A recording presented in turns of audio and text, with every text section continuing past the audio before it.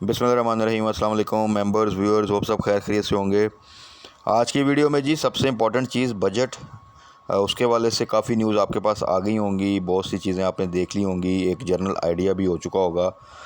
But बात वही हुई जिसका डर था। जो सबसे ख़तरनाक बात हो सकती थी, वो जो बोनस शेयर्स के ऊपर जो है वो टैक्सेशन कर दी गवर्नमेंट ने।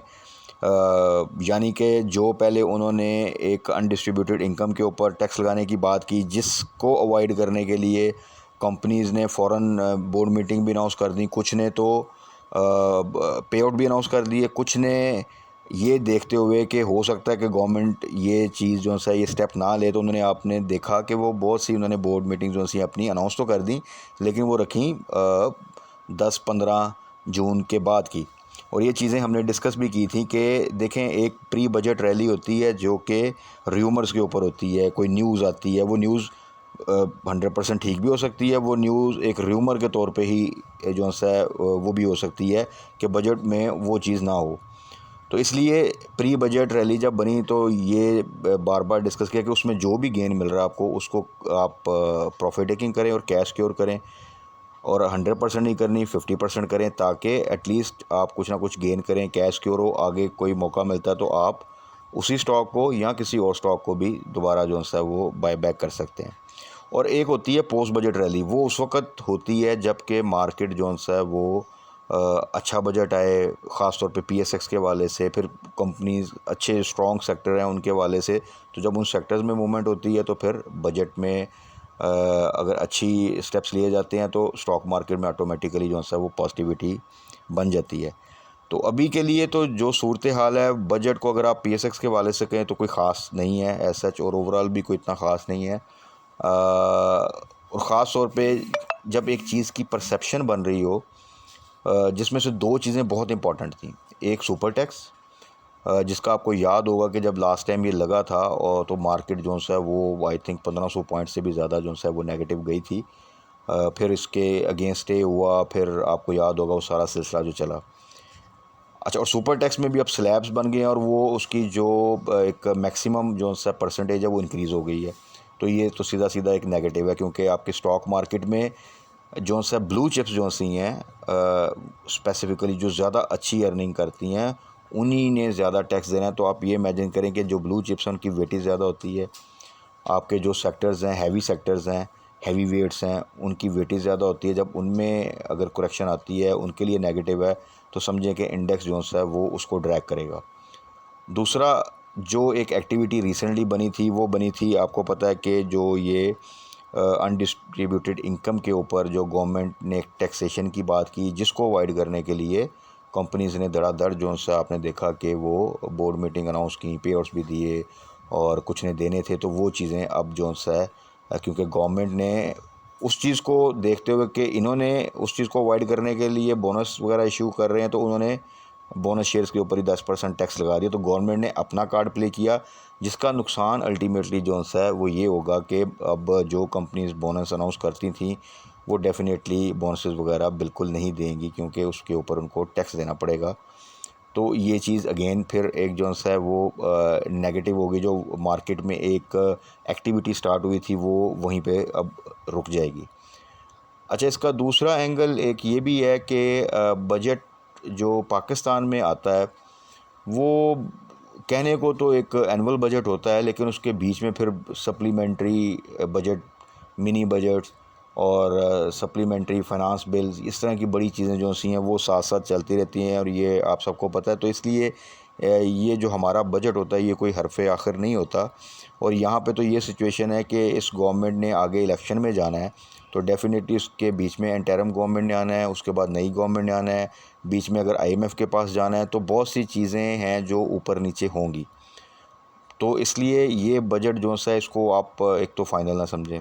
दूसरा चीज़ ये कि जो इकोनॉमिक सिचुएशन है वो इस वक्त अच्छी नहीं है, तो इसलिए ये पहले ही डिस्कस किया था कि बजट कोई ख़ास नहीं आने वाला। हाँ, कुछ सेक्टर्स, आपको याद होगा हमेशा मैं कहता रहता हूँ, बजट तो खैर अब आया कि ये सेक्टर्स कम से कम कंपैरेटिवली बेहतर रहेंगे, और यहाँ पर जो है ये सेक्टर जो से हैं वो सिक्योर रहेंगे। उनमें आईटी सेक्टर तो वही हुआ, क्योंकि आईटी सेक्टर को गवर्नमेंट अवॉइड नहीं कर सकती। इसको सम हो किसी न किसी तरह गवर्नमेंट ने फैसिलिटेट करना है। दो कि जो सुपर टैक्स वाली बात है वो पहले उसमें कुछ एग्जम्पशंस थी, वो अब वो ख़त्म कर दी, तो इसलिए वो हर सेक्टर पे इम्प्लीमेंट है, तो उसका एक नेगेटिविटी तो ओवरऑल ही आएगी।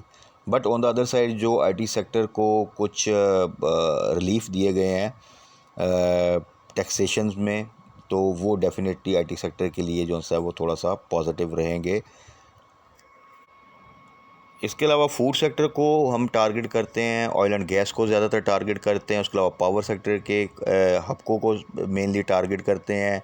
और अदर सेक्टर्स में अगर आप देखें तो कुछ स्टॉक्स हैं जिनमें टीपीएलपी है, उसको हम देखते हैं। इसके अलावा ऑटो में हमने साज़गार और मिल्लत को टारगेट किया रिसेंटली। तो वो ज़्यादातर वो स्टॉक्स हैं जो कि जिनके लिहाज से अगर देखा जाए, इनको अगर आप कंसिडर करें तो बजट उनमें से किसी के लिए ऐसा उस तरह नेगेटिव नहीं है। प्लस इस बजट में कुछ सेक्टर जो से हैं नए, वो अब उनमें कुछ एक्टिविटी आप देख सकते हैं, क्योंकि उनके लिए जो एक रिसेंटली अगर आप देखें तो काफ़ी अरसे से एक प्रेशर था, वो डाउन साइड पे थे, तो उसमें कुछ थोड़ी सी पॉजिटिव आगे आप जाके मूवमेंट देख सकते हैं। तो उसमें से अगर देखें हम सबसे पहले अगर आ जाएं फ्राइडे मार्केट की तरफ, तो फ्राइडे को देखें मार्केट ने, क्योंकि बजट की बिल्कुल अनाउंसमेंट जो सी है वो मार्केट के बाद ही प्रॉपर चीज़ें आनी स्टार्ट हुई, लेकिन उससे पहले न्यूज़ आनी स्टार्ट हो जाती हैं। तो उसमें भी अगर आप देखें तो जो एक्टिविटीज़ स्टार्ट हुई, तो मार्केट ने जो सी है वो 217 की पॉजिटिव केएसई इंडेक्स ने क्लोजिंग दी 41,904। अच्छा, अब इसमें देखें एक तो फिर वही चीज़ कि 42,000 से ऊपर जब भी मार्केट जाती है तो बड़ी स्ट्रॉन्ग उसको न्यूज़ चाहिए, स्टेबिलिटी चाहिए, ताकि वो फर्दर अपना जो सा एक बुल रन या एक पॉजिटिव मूवमेंट उसको कंटिन्यू करे। बट अनफॉर्चुनेटली वो तो पॉसिबिलिटी अभी नज़र ही नहीं आती पाकिस्तान की जो सिचुएशन है। तो इसलिए हमेशा आप देखें कि जैसे ही 42,000 से ऊपर मार्केट जाती है, उसके बाद मार्केट अल्टीमेटली एक डिप लेती ही लेती है। और अगर उसके ऊपर फर्दर कोई बैड न्यूज़ आ जाए तो फिर वो डिप जोन्स है वो आपका 41,000 को भी ब्रेक करता हुआ 40,000 की तरफ चला जाता है। और अगर खुदा न खास्ता कोई ज़्यादा मसला हो तो वो उसने 40,000 को भी ब्रेक किया। तो अभी देखें इसमें अगर सेक्टर वाइज हम देखें, एक जनरल आइडिया आप सबको अंदाज़ा हो गया होगा। तो टेक्नोलॉजी सेक्टर के लिए बजट कंपैरेटिवली पॉजिटिव है। फूड सेक्टर के लिए भी कोई एज सच नेगेटिव बात नहीं है। ऑयल एंड गैस में ओएमसीज़ के लिए आप पॉजिटिव कह सकते हैं। रिफाइनरी के लिए ख़ास तौर पे पीएलएल के वाले से भी न्यूज़ आ रही है कि रशियन ऑयल जो है वो तकरीबन मेरा ख़्याल है कि पहुंच गया है, और उसकी जब रिफाइनिंग वगैरह होगी तो एक पॉजिटिव न्यूज़ है। ईएनपी सेक्टर ओवरऑल पहले ही अभी डाउन साइड पे है, तो बड़ी कंपनीज़ हैं, ये तमाम जो अच्छी कंपनीज़ है वो हिट होंगी सुपर टैक्स। तो सुपर टैक्स को अगर आप कंसिडर करें तो सबके लिए वो नेगेटिव है।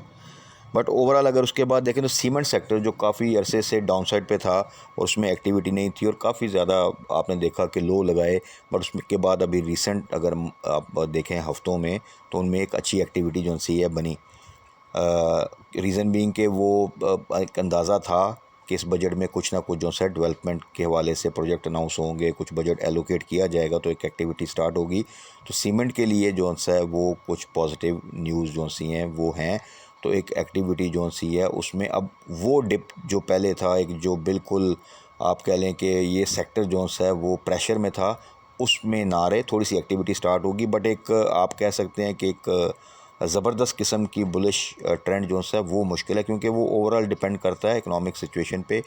जैसा कि मैंने कहा कि ये अनाउंसमेंट्स हैं, ये अभी बजट की अनाउंसमेंट्स हैं, इसके ऊपर इम्प्लीमेंटेशन ख़ास तौर पे जो डेवलपमेंट साइड के प्रोजेक्ट्स होते हैं उसके लिए आपको पता है पैसा चाहिए, और वो जब पैसा एलोकेट होगा, वो बिडिंग होगी, वो चीज़ें आगे चलेंगी, तो फिर वो एक्टिविटी स्टार्ट होगी। तो इसलिए इसमें थोड़ा सा टाइम चाहिए होता है, और हमारी जो इस वक्त फाइनेंशियल कंडीशन है वो कोई अच्छी नहीं है। अच्छा, इसके अलावा अगर आप देखें तो जो हैवी वेट्स होते हैं पीएसएक्स के, उसमें बैंकिंग सेक्टर और ऑयल एंड गैस और आईटी किसी हद तक आप कह सकते हैं, बट मेजर आप देखें तो वो बैंकिंग सेक्टर है। बैंकिंग सेक्टर के स्टॉक्स जब डिप लेते हैं तो मार्केट या केएसई 100 इंडेक्स जो है वो अच्छा खासा डाउन चला जाता है। अब बैंकिंग सेक्टर के लिए जो बजट है वो नेगेटिव है अगर आप देखें तो। वो हर लिहाज से अगर आप देखें सुपर टैक्स भी, फिर आपकी कैश विड्रॉल के ऊपर, नॉन फाइलर के ऊपर भी टैक्स लग रहा है। तो बैंकिंग सेक्टर के लिए तो ये पॉजिटिव नहीं है। और अगर उसमें जो आपके हैवी वेट्स हैं वो अगर डिप लेते हैं तो डेफ़िनेटली वो मार्केट को ड्रैग करेंगे। इसके अलावा अगर आप अब कल के लिए जो स्ट्रेटजी है वो देखें तो उसमें वो स्टॉक मैं थोड़ा सा डिस्कस कर लेता हूँ सेक्टर वाइज, जिनको हम पिछले तकरीबन काफ़ी अरसे से लेके चल रहे हैं। उसमें IT sector as a whole मैं हमेशा कहता हूँ कि उसमें वरी की बात नहीं है। तो उसको आपने जो जहाँ पर आपको ख़ास तौर पे नेटसोल अगर आप देखें तो वो उसमें एक अच्छी एक्टिविटी बन रही है और उसके लिए रिज़ल्ट भी काफ़ी पॉजिटिव है, तो वो आगे मूव करेंगे। इसके अलावा सिस्टम्स, इसके अलावा आपका एवीएन, आपका छोटे स्टॉक्स में अगर आ जाएँ टेली, पीएकेडी भी है, ऑक्टोपस भी है। ये तमाम स्टॉक्स जो से हैं जिन के पास इनकी होल्डिंग है वो इसमें किसी किस्म की पैनिक की ज़रूरत नहीं है।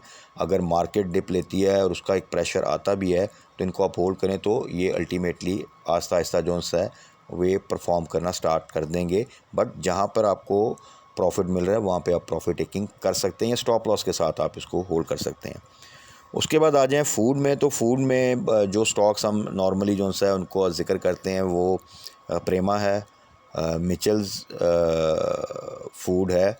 इसके अलावा आपका मेटको के लिए ये जो बजट है वो पॉजिटिव है मेटको, क्योंकि राइस में है और राइस के ऊपर जो है वो एक पॉजिटिव न्यूज़ है उसके हवाले से, तो उसमें आप एक्टिविटी देख सकते हैं। इसके अलावा नेशनल फूड्स है, तो फूड सेक्टर के हवाले से अगर आप देखें तो उसमें भी स्टॉक्स में किसी किस्म की वरी की बात नहीं है। एक तो वो पहले ही अपनी अच्छी सपोर्ट पर हैं और प्लस बजट में भी उनके लिए कोई ख़ास नेगेटिव न्यूज़ नहीं है, तो वो भी आपने होल्ड करने, उसमें भी किसी किस्म की परेशानी की बात नहीं है। इसके अलावा ऑयल एंड गैस में आए तो रिफाइनरी सेक्टर, तो रिफाइनरी सेक्टर में अटक रिफाइनरी, पीआरएल उसको हम डिस्कस करते हैं। तो पीआरएल की तो मैंने डिस्कस कर लिया कि अच्छी न्यूज़ है तो उसको तो आप होल्ड करें। अटक refinery again a strong stock, but उसकी अर्निंग बहुत अच्छी है। अब जो सुपर टैक्स के हवाले से तो एक नेगेटिव इम्पैक्ट आएगा, अगर आप देखें तो बहुत आउटस्टैंडिंग अर्निंग उसकी आ रही है। तो नेक्स्ट अब जो जून क्लोजिंग आनी है उसमें जो एक एक्सपेक्टेशन थी बहुत अच्छा पे आउट की, तो वो भी अब जो सा देखें कि टैक्सेशन की वजह से शायद वो उस तरह ना हो। लेकिन उसमें फिर वही बात कि हमेशा जब भी ये 170 की प्राइस को बड़े स्ट्रांगली होल्ड किया हुआ था 165 टू 70, लेकिन मैंने हमेशा कहा यहाँ पर इसकी बाइंग नहीं बनती। हाँ, जिन्होंने बाई किया और वो उसको होल्ड करें। टारगेट हमने इनिशियली 200 का ही रखा था, तो वो आगे फर्दर इंशाअल्लाह जैसे न्यूज़ आती हैं तो पोटेंशियल उसमें है कि वो 200 के टारगेट को टच कर सकता है, लेकिन हाई साइड पे उसको बाय नहीं करना। इसी तरह ओएमसीज़ में आ जाए तो ओएमसीज़ पहले ही काफ़ी डाउन साइड पे थी। रिसेंटली हमने देखा कि पीएसओ ने 100 भी ब्रेक कर दिया, लेकिन फिर उसमें एक रैली बनी और वो उसने एक अच्छी मूवमेंट बनाई। इस तरह एसएनजीपी वगैरह हैं, तो वो उनमें तो एक्टिविटी आने वाले दिनों में भी हम देख सकते हैं। उनके लिए जो बजट है अगर देखा जाए तो वो पॉजिटिव ही है। सीमेंट का हमने डिस्कस कर लिया कि सीमेंट स्टॉक्स में रिसेंटली जो एक मूवमेंट बनी है तो वहाँ पे जहाँ पे आपको अच्छा प्रॉफिट हो, जो भी आपने क्वांटिटी एवरेज की थी उसको स्टॉप लॉस के बगैर आपने होल्ड नहीं करना, और जब आपका 10-15% से ऊपर का प्रॉफिट हो रहा है तो वहाँ पे उस क्वांटिटी की प्रॉफिट टेकिंग ज़रूर करें। इसके अलावा स्पेसिफ़िकली टीपीएलपी में हमने देखा कि फ्राइडे को एक अच्छी एक्टिविटी हुई, थर्सडे को भी बड़ी अच्छी एक्टिविटी एकदम, वो आप देखें तो टॉप 3 वॉल्यूम लीडर्स में भी है, वो कैप भी हुआ, उसमें एक अच्छी पॉजिटिव मूवमेंट बन रही है और बजट में भी उसके लिए एक पॉजिटिव न्यूज़ है। तो टीपीएलपी जो कि 2023 में ड्यू टू इंटरेस्ट रेट जो हाई कितनी ज़्यादा हुई थी उसकी वजह से एक प्रेशर में था, तो उसमें अब आप दोबारा से जो सा एक अच्छी एक्टिविटी देख सकते हैं।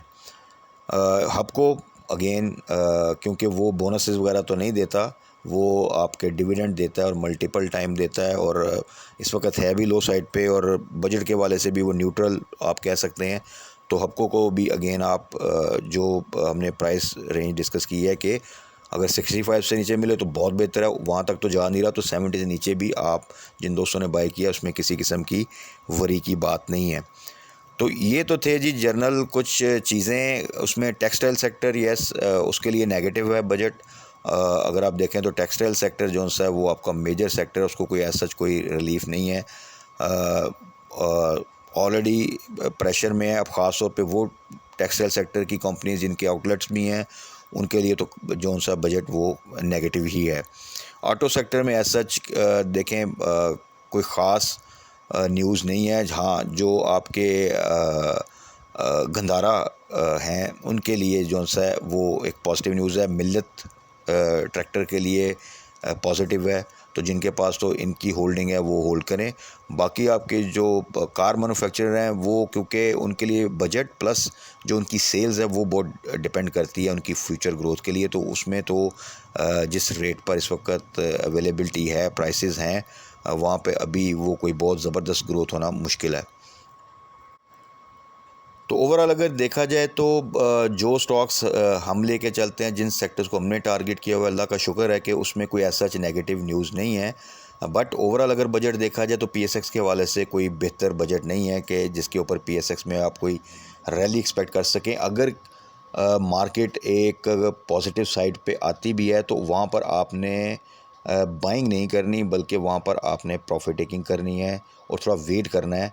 बिकॉज़ कि सबसे इम्पॉर्टेंट चीज़ कल मॉनेटरी पॉलिसी भी है, और अगर मॉनेटरी पॉलिसी में आपका इंटरेस्ट रेट भी वो इंक्रीज़ कर देते हैं जो कि मार्केट एक्सपेक्ट कर रही है कि वो अनचेंज रहेगा, तो फिर समझें कि वो मार्केट का जो एक बजट का अच्छा ना होना प्लस मॉनेटरी पॉलिसी में अगर इंटरेस्ट रेट भी इंक्रीज़ होता है तो देन मार्केट को एक अच्छी खासी हिट जो सी है वो पड़ सकती है।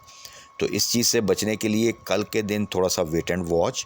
जो आपके स्टॉक्स हैं ख़ासतौर पे आईटी सेक्टर के, फूड सेक्टर के, ऑयल एंड गैस सेक्टर के, सीमेंट सेक्टर के, इसके अलावा टीपीएलपी, हबको जो हम डिस्कस करते हैं, इनको आपने होल्ड करना है। इनमें किसी किस्म की वरी की बात नहीं है। इस तरह मिल्लत को, साजगार, इनको अभी आपने होल्ड करना है, और जहाँ पे प्रॉफिट मिल रहा है वहाँ पे आप ज़रूर प्रॉफिट टेकिंग कर सकते हैं। नई बाइंग को थोड़ा सा वेट करें, पहले मार्केट का एक रिस्पांस देखें, क्योंकि एक रिस्पांस आएगा बजट के वाले से, फिर एक रिस्पांस आना है मॉनेटरी पॉलिसी के वाले से। और मॉनेटरी पॉलिसी को भी हम जो है अभी ये जो है बिल्कुल रूल आउट नहीं कर सकते कि मार्केट एक्सपेक्ट कर रही है कि स्टेटस को रहेगा, डिस्काउंट रेट जो है वो अनचेंज रहेगा। गवर्नमेंट इसमें भी कुछ भी डिसीजन ले सकती है, तो ऐसा ना हो कि उसमें भी कोई इंटरेस्ट रेट 25 बेसिस पॉइंट या 50 बेसिस पॉइंट इंक्रीज़ कर दिया जाए और नेक्स्ट डे हम यहाँ पे बाइंग कर लें और नेक्स्ट डे पता चले कि जो है वो उसकी वजह से भी मार्केट जो है वो नेगेटिव हो चुकी है।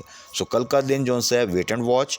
इंशाल्लाह ताला जिस तरह बजट से पहले जो स्टॉक्स और जो सेक्टर्स को टारगेट किया हुआ था, अगर आप देखें, और यही प्रोबेबिलिटी थी कि बजट इनके लिए कोई इतना बुरा नहीं होगा इंशाल्लाह ताला, बल्कि कुछ ना कुछ बेनिफिट मिल सकता है।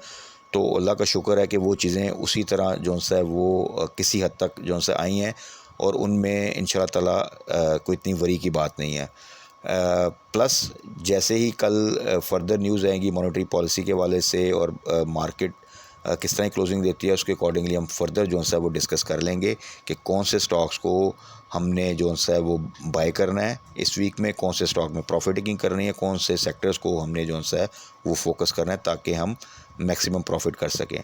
तो वो हम चीज़ें डिस्कस कर लेंगे। तब तक अपना ख्याल रखिएगा, दुआ में याद रखिएगा। Stay blessed. अल्लाह हाफ़िज़।